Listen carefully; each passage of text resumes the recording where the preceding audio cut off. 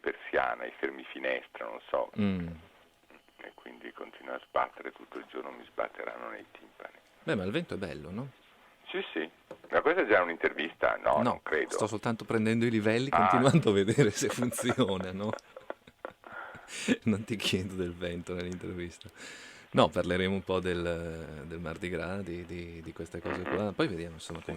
come viene, aspetta. Sì. Ma a te chi ha detto che a me non piaceva lì? Qualcuno? Me l'hai detto tu. Quando? Tempo fa mi avevi detto che non ti piaceva l'Australia, che non ti... Boh. Io ti ho detto questo, ma che Così mi strano. ricordavo io. Ma io proprio non mi ricordo di aver mai... Però... Perché ti piace l'Australia? Ma non lo so, Ma come non lo ormai so? Sai, i posti sono tutti uguali. Beh, insomma, dipende. Ok. Senti, sei pronto? Sì? Possiamo partire allora. Mm. Siamo al telefono con l'ospite d'onore allora di questo programma dedicato al Mardi Gras, che è Aldo Busi. Buongiorno a tutti. Buongiorno anche a te, ciao Aldo.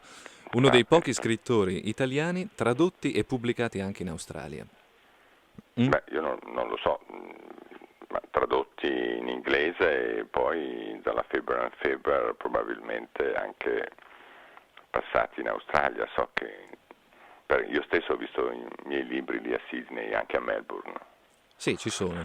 Mhm. Tu sei venuto 2 volte in Australia Sì, e dal primo di quei viaggi è anche nato un libro. sì, è nato un libro che ha avuto parecchio successo anche, il cui titolo è Cazzi e canguri, pochissimi canguri. Sì. È stato anche tradotto dalla Faber and Faber e su questa traduzione è nata poi la nostra lite, la nostra bega non più sanata, perché io avevo diritto a leggere la traduzione ed era talmente brutta che ho respinto la pubblicazione del testo.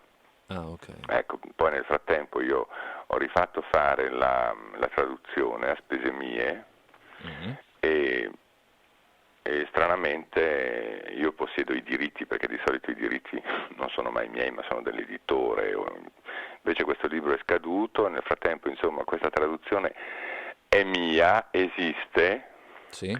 è soltanto che il libro non è mai stato tradotto in inglese, non è mai stato pubblicato in inglese perché io mi sono opposto. E il titolo è anche carino perché Cats and Kangaroos, not so many kangaroos. Quindi in attesa di pubblicazione.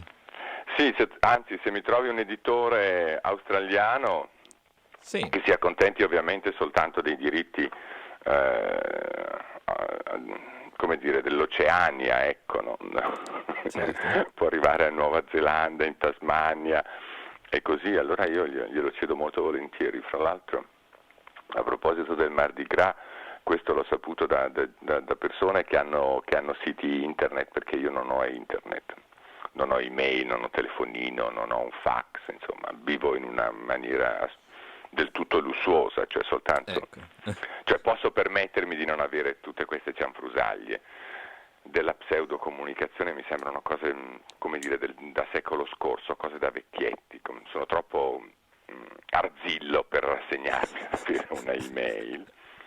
È saltato fuori che altri abusi, Sì. il cui titolo in inglese è Uses and Abuses, era il libro consigliato per il Mardi Gras. Ecco, aspetta che arriva la domestica, aspetta un Sì, attimo. sì, sì.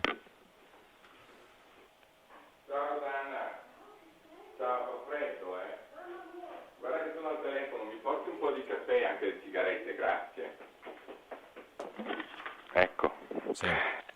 E quindi era stato consigliato ai partecipanti il Mardi Gras, credo proprio di 2 anni fa, tant'è vero che io so che in Australia c'è una richiesta di testi miei di Mhm. gran lunga superiore all'offerta, cioè non fanno perché le copie sono poche, a meno che negli ultimi tempi l'editore inglese non si sia svegliato e abbia cominciato. Però io ho visto Sodom is in 11 Point, Sì.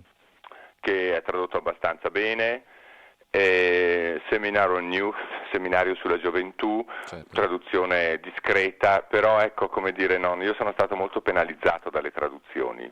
Mm. In tutte le lingue in cui sono stato tradotto, almeno per le lingue che conosco come il francese, l'inglese e il tedesco. Dicono che sia eccellente la traduzione portoghese, eccellente la traduzione in neerlandese, quindi traduzione olandese, e poi non so. Mm. Però io ho rilasciato anche un'intervista 5 anni fa, 6 anni fa, alla International Press a Sì? Parigi, all'interno di questa grande libreria anglofona, Mhm. e lì ho detto che consigliavo ai miei lettori inglesi di lingua inglese di non comprare i libri di Busi tradotti in inglese.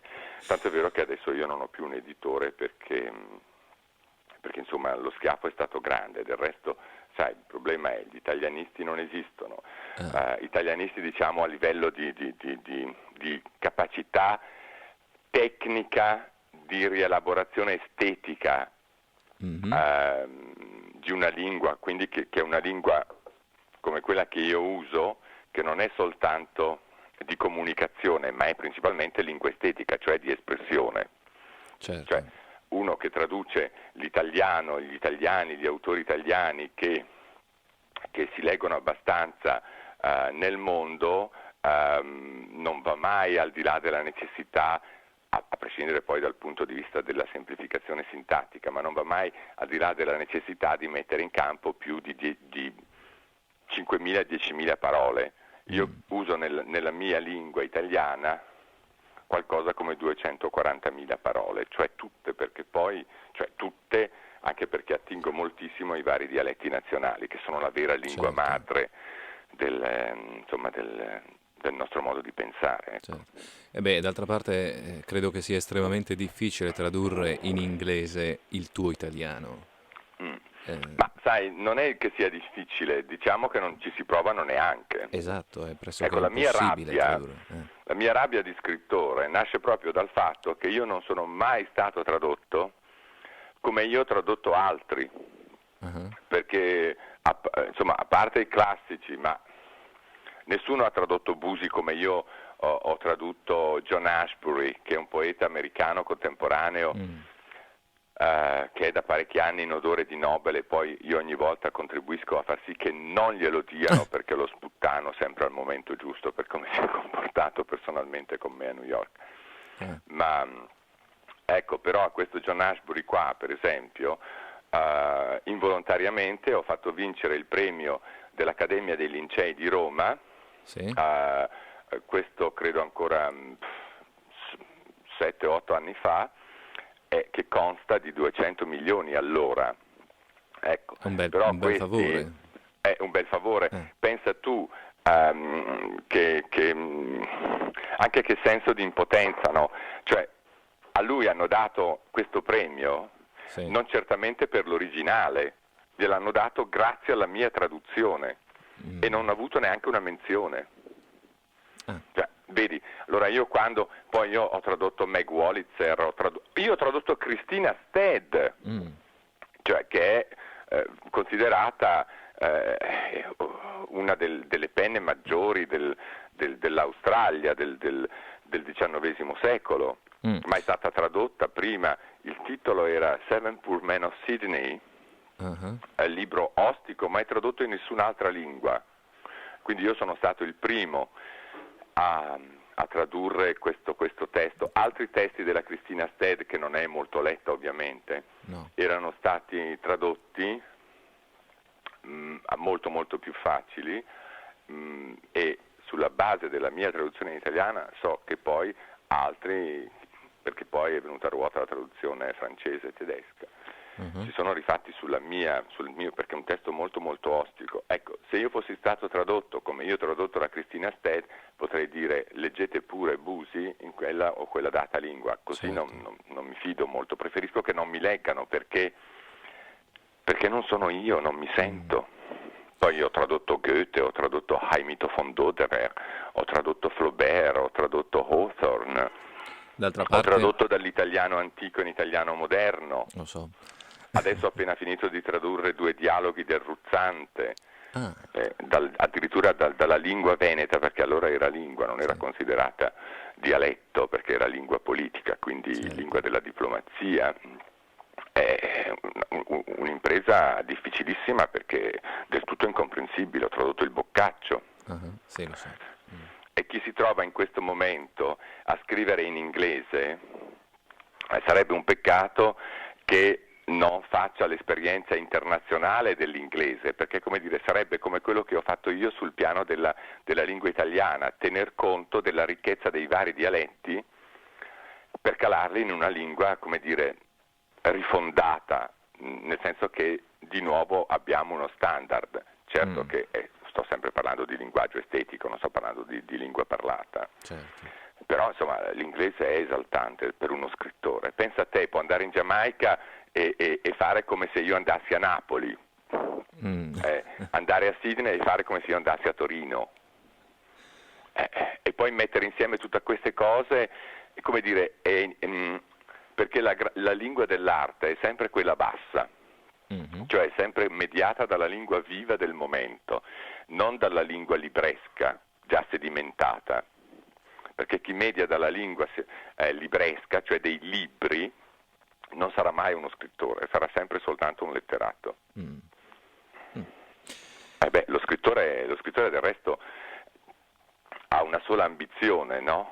Vincere la realtà, far vedere alla realtà che lui è più bravo della realtà nel fingere la vita.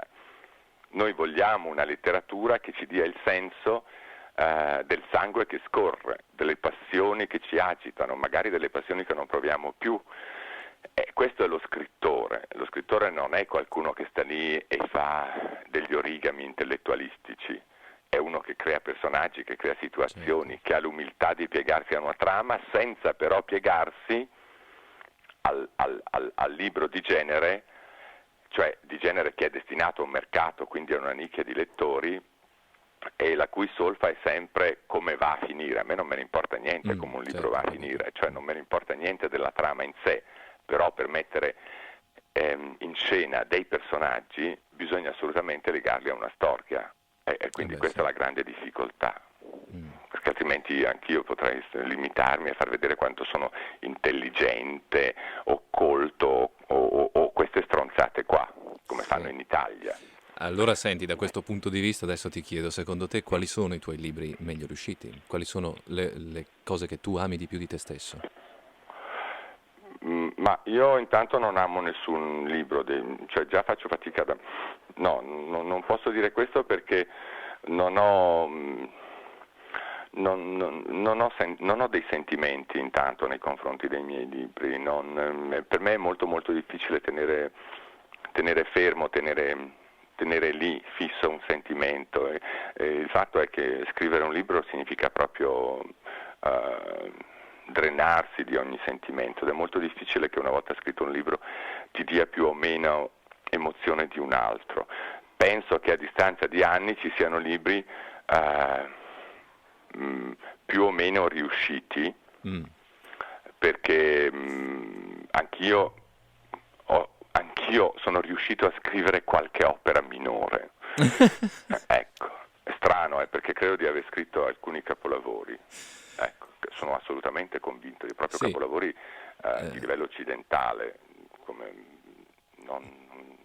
ecco, però accanto a questi ci sono delle operette intermedie, volutamente intermedie. mm, E Cazzi e Canguri è una di queste operette, sì. Ecco, allora ci sono delle... Aloha è una di queste operette. Sì, Per esempio, adesso io ho finito di scrivere, anzi mi è già arrivata la staffetta, cioè la prima copia, e sarà in libreria la settimana prossima, il manuale del perfetto papà, Beati gli orfani, è il sì, sottotitolo.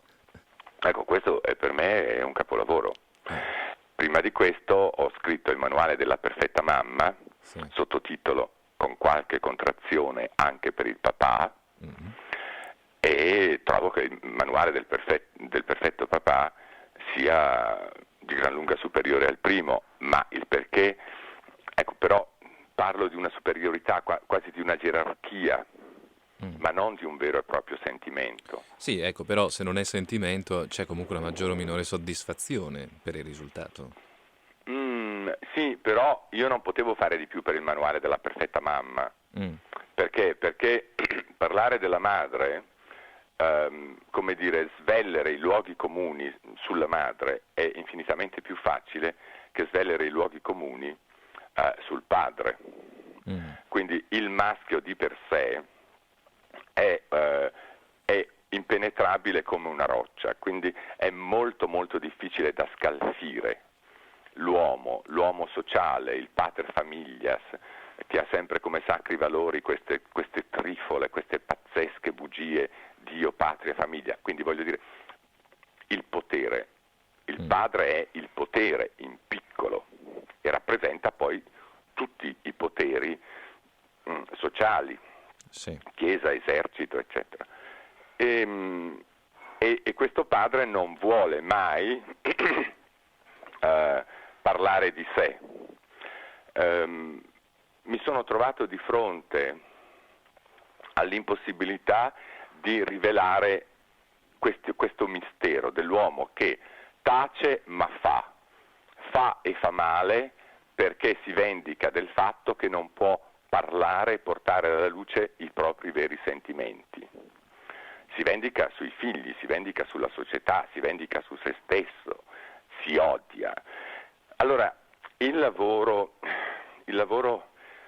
nervoso, diciamo, psichico di scavo è stato per il manuale del papà di gran lunga superiore a quello necessario per il manuale della perfetta mamma.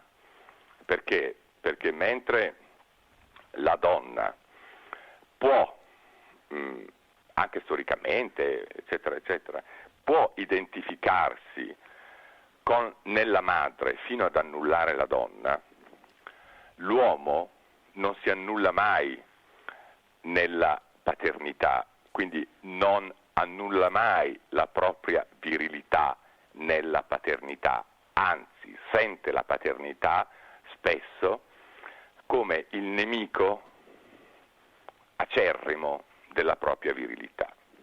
E quindi virilità e paternità sono due poli inconciliabili e come sono vissuti dall'uomo, io ho cercato di analizzare, di dire anche poi attraversando il rapporto conflittuale a dir poco, ma di odio cieco, quasi sulfureo fra mio padre e me, quindi ho dovuto rivivere queste esperienze anche per capirle, per capire perché era così cattivo, così crudele, così insensibile, ma non soltanto verso di me, verso mia madre, verso sua moglie, verso gli altri figli, e poi fuori casa un angelo, un uomo affascinante, un uomo ricercato, un uomo stimato, e proprio il Dr. Jekyll e Mr. Hyde. Sì. Sai, la schizofrenia tipica del maschio, fuori casa e dentro casa. Fuori arrivava il pater familias, il grande lavoratore, a parte proprio che è stato un lazzarone pazzesco che ci ha sfruttato tutti quanti, però questa era l'apparenza. E come ritornava in casa, ecco scatenarsi il mostro. Tant'è vero che quando mio padre è morto, e io non sono andato al funerale, quindi questo è stato nell'82, nessuno poteva capire come esistesse sulla faccia della terra un figlio tanto crudele nei confronti di un padre così esemplare. Ecco, capito? Okay. E allora io analizzo tutte queste cose E e quindi insomma mi è costato molto sul piano anche della sensibilità, però il risultato della scrittura per me è straordinario perché non c'è vittimismo, perché non c'è romanticismo, non c'è retorica. Credo che sia un libro molto molto importante, ma non soltanto per l'Italia, è importante di per sé perché credo che certe cose sulla psicologia, anzi direi stesso sull'antropologia stessa del maschio, non siano mai state dette prima. beh, io credo che sarebbe ora di dire parecchie cose sull'uomo. Senti, l'uomo sociale è difficile da scalfire. Ecco, allora, è questo discorso, forse di certi aspetti dell'uomo non si è mai parlato, non si vuole parlare. Mm. Mm? Ma il fatto è che gli uomini non hanno alcun interesse a parlare di se stessi, no? Non hanno alcun interesse, perché, come dire, mia madre direbbe: perché andare a cercare il freddo per il letto inutilmente allorché sei già al Beh, ma non è calduccio? detto che si cerchi il freddo per il letto nel Sì, momento in cui uno... però, come dire, perché andare alla ricerca di novità allorché, perché puntare su un cavallo diverso da quello che comunque ti ha sempre dato fino adesso la vittoria? Ecco, questo Perché sono è- sovrastrutture tutto sommato false, molte delle quali lo sono so, ma cosa false. c'entra? Ma saranno sovrastrutture false, ma questa falsità permette il potere. Cioè se Mm, noi, se la politica per esempio fosse garanzia di accogliere i suoi uomini migliori, non avremmo questo tipo di politica anche italiana dove sembra che confluiscano tutti i rifiuti della vita civile. mm. Noi in Italia abbiamo dei pezzenti assoluti come in qualsiasi altro paese, ma qua in particolar modo. Cioè vedi che se uno non vale un cazzo arriva in Parlamento Mm. o come minimo diventa cardinale. Beh, Ecco, quindi questa è la grande realtà. Allora sai, andare lì e stabilire che questa qua è una persona mediocre, un vile, un codardo, spesso anche un fiancheggiatore di tiranni, di despoti, poi adesso in Italia c'è questa avanzata del neofascismo tremendo, terribile, eh, perché è stupido, è bieco, è già visto, e però gli italiani voteranno lì. mm. La sinistra del resto non ha avuto alcuna dignità, è diventata subito come dire, funzionale alle nuove destre, che poi sono le solite destre di sempre. Quindi una sinistra vile che ha fatto tante promesse per strappare i voti dei suoi elettori e poi una volta al governo se n'è fregata, è diventata una vera destra, anche lei come tutti quanti. Quindi c'è stato anche questo tradimento di una speranza sui diritti civili, sulla difesa dei più deboli, su una laicizzazione dello Stato, delle istituzioni. Noi siamo in una pseudo-democrazia perché è una democrazia del tutto confessionale, cattolica, e allora la democrazia non può avere una religione di Stato. Invece noi siamo ancora qui. Allora ecco che io analizzo anche queste situazioni all'interno del manuale del perfetto papà, e anzi spero non venga tolto dalla circolazione, perché dato il clima ormai non sarebbe più neanche pubblicità, te lo Mm. tolgono e non lo vedi più, punto e basta. Ecco, senti, allora, visto che fai un cenno alla situazione politica, come vedi la situazione politica attuale in Italia nei confronti della libertà dell'individuo? Ah, la vedo bruttissima. Mm, Guarda, adesso al recente raduno di Alleanza Nazionale a Napoli, che povera Napoli già non ha già le sue disgrazie, le mancava soltanto il raduno di Alleanza Nazionale, hanno parlato Bossi, Casini, Berlusconi ovviamente era lì e nicchiava, e Fini, sì. e hanno ripristinato la vecchia figura del capro espiatorio, cioè ancora contro gli omosessuali, contro le coppie di fatto, e da lì ne conseguirà che presto anche contro le donne che lavorano. Capito? Sono le solite tematiche di quelli che non pensano nulla. Quando uno non pensa un cazzo, pensa al proprio virilismo, Mm, cioè, e poi a parte il fatto che tutte le persone che ce l'hanno a morte contro gli omosessuali, che poi voglio dire, a parte il fatto che la morale sociale non sta all'interno dell'elastico delle mutande, no? Ma eh, insomma sono tutte delle checche frustrate questi qua. Cioè, quando uno punta il dito contro il nemico è colui che punta il dito, perché sta lì in quel momento a deviare la concentrazione dalle sue magagne su bruscolini, su cose da nulla che riguardano un capro espiatorio. Allora anche questa cosa è sempre cioè le cose che dice Bossi contro gli omosessuali sarebbero da ospedale psichiatrico, se non prima, molto molto prima, da tribunale. Io ogni volta che questo pezzente, che questo seminatore di odio sociale contro gli extracomunitari, cioè che poi nella vita non ha fatto un cazzo, non so neanche se sia riuscito a prendere un diploma scuole per corrispondenza, eccetera. Io vorrei costituirmi parte offesa, parte civile, querelarlo, ma non si può. Ecco, allora siamo lì e ce ne sono tantissimi così, che incapaci di costruire qualcosa per sé, da sé, fanno vedere quanto... cioè, qualcuno ha detto persino Alleanza, in questa maledetta alleanza nazionale, cioè questo è fascismo vero e proprio, Sì. a Napoli, che l'omosessuale non ha alcuna funzione sociale, a parte il fatto che Berlusconi, se non fosse per gli omosessuali, dovrebbe chiudere Mediaset e quindi tutte le sue televisioni e poi buona parte anche della Mondadori. Ma c'è anche da dire una cosa, che questi personaggini qua non sanno nulla non sanno nulla di se stessi, cioè sanno tutto di se stessi, ma ovviamente essendo uomini di potere, perfetti pater familias, legati ai strainculati sacri valori, che poi vorrei sapere quali sono, tacciono sulle cose che sanno. Cioè, io, per la mia esperienza, sono un uomo di 53 anni, io devo dire che se non fosse per i gay che si sposano e fanno figli, l'umanità si sarebbe già estinta. Probabilmente noi siamo tutti un buon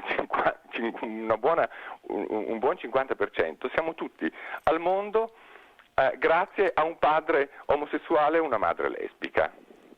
Perché, anzi, io conosco talmente tanti uomini che proprio per avere una doppia vita più facile si sono sposati e hanno messo al mondo figli, che non solo hanno messo al mondo figli, ma ne hanno messi al mondo molti di più di quanto non potrebbe fare una classica coppietta rosa-azzurro alla Peinè.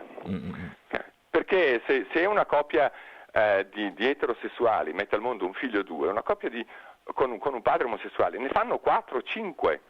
Ho sotto gli occhi un esempio di un mio amico che si è sposato da 7-8 anni e io sono felicissimo che l'abbia fatto, perché comunque lui pensava così e ne ha già sfornati 3. Ecco, e con la moglie loro hanno deciso che ne faranno 6. Sì, ce ne sono molti di casi. La moglie è perfettamente al corrente di chi ha sposato, del fatto che suo marito ha avuto una relazione per 9 anni con un uomo, un'altra di 3 anni con un altro. Insomma, poi chi se ne frega della sessualità umana? Esatto, il punto è tutto lì. Il punto è tutto lì poi. Ma sì, ma non è una tematica. Che cosa vuol dire? Insomma, se una persona è una persona per bene, sarà una persona per bene sia a destra che a sinistra, intanto, certo. per cominciare. Sia che sia ateo, aconfessionale o cattolico, musulmano o indù, sia che abbia i capelli ricci o che abbia i capelli lisci, gli occhi verdi o gli occhi neri. Non è questo che è importante. Cioè, per me è importante come si comporta la persona nella società. Se paga le tasse, se rispetta il patto sociale, se essendo industriale non assume le persone in nero, non inquina l'ambiente con scarichi illeciti di sostanze proibite, tossiche. Cioè che se ha un'industria di alimentare non falsifichi, non dopi le materie prime, le mucche, i vitelli, i tacchini, i polli. Questa per me è civiltà.